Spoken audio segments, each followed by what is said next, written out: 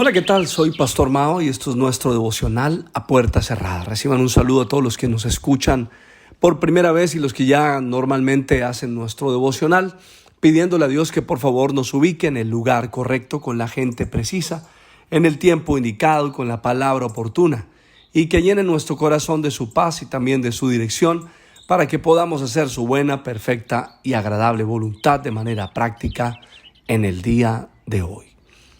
Esta mañana me levanté pensando en que en nuestro tema del mes, que es restitución, deberíamos de considerar seriamente que no es un tema solamente espiritual, como algunos pueden suponer.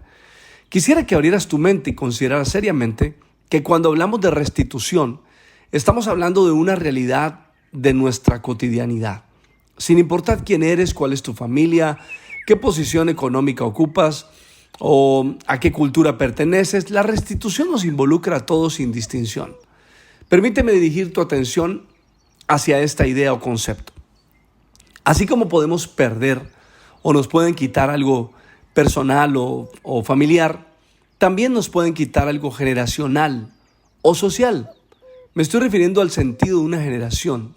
Me estoy refiriendo a los sueños y propósitos de una generación que hoy nace en un escenario intencionalmente diseñado por este nuevo orden mundial para romper su identidad, sus sueños y su sentido de vida. Ahora, de eso me gustaría meditar en esta semana y quiero que lo hagamos desde una historia maravillosa, ya que estamos entrando este fin de semana.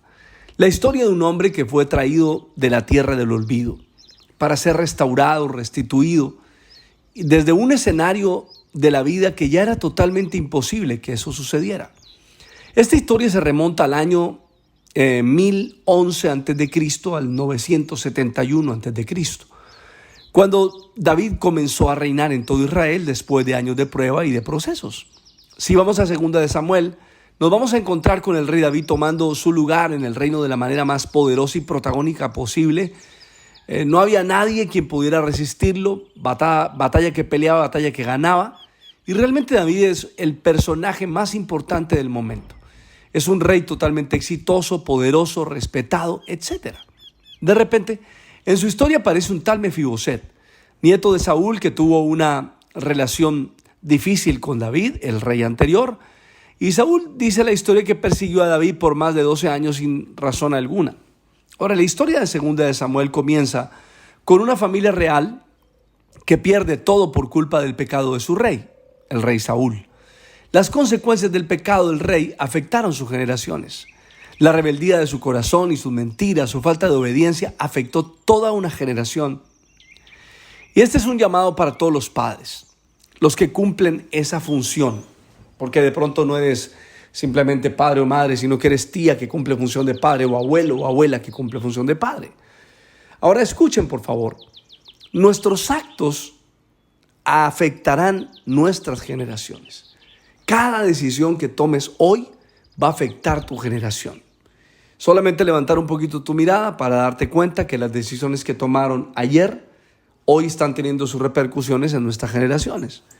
Ahora, si nuestros hijos van a esperar una restitución y les va a tocar orar y trabajar por eso, fue porque nosotros perdimos algo.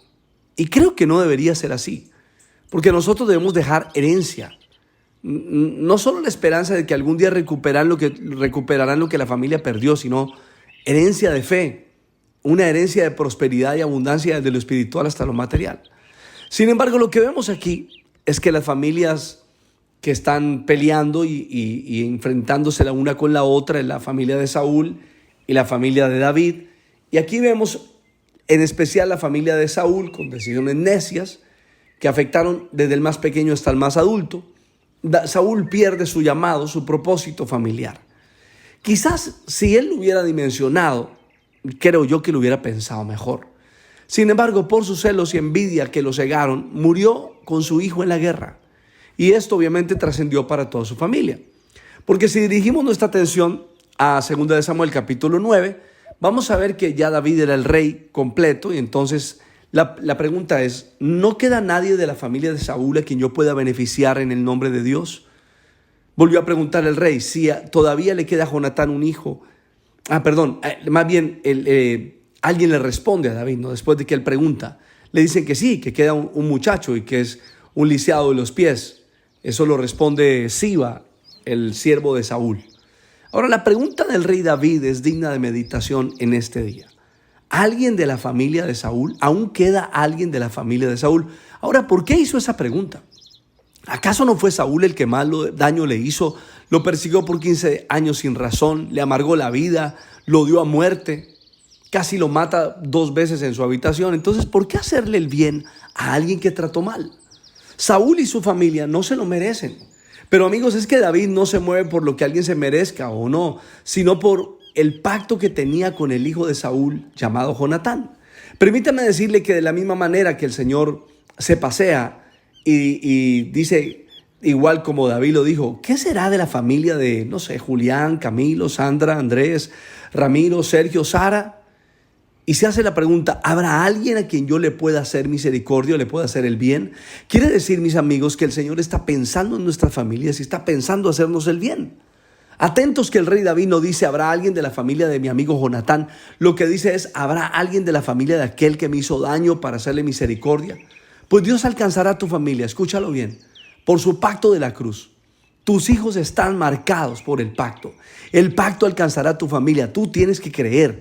El pacto te protege. Tengamos en cuenta que habían más hijos de la familia de Saúl, pero ellos eran los hijos de Rispa. Y a ellos no los cubrió el pacto. Murieron. Lo puedes leer en 2 de Samuel capítulo 21. Aquí vemos a David cumpliendo su pacto, cumpliendo su compromiso. De la misma manera que Dios cumple el compromiso que Él hizo con nosotros a través de su Hijo en la cruz. Ese pacto es inquebrantable. Y yo creo que hoy es un buen día para considerar seriamente que el Señor está pensando en bendecir toda tu familia, desde el más pequeño hasta el más adulto. El bien de Dios vendrá sobre tu casa. Le pido al Padre, al Hijo y al Espíritu Santo que nos bendiga de una manera súper especial. Yo soy Pastor Mao y esto es nuestro devocional a puerta cerrada. Que pases un día súper extraordinario. Chao.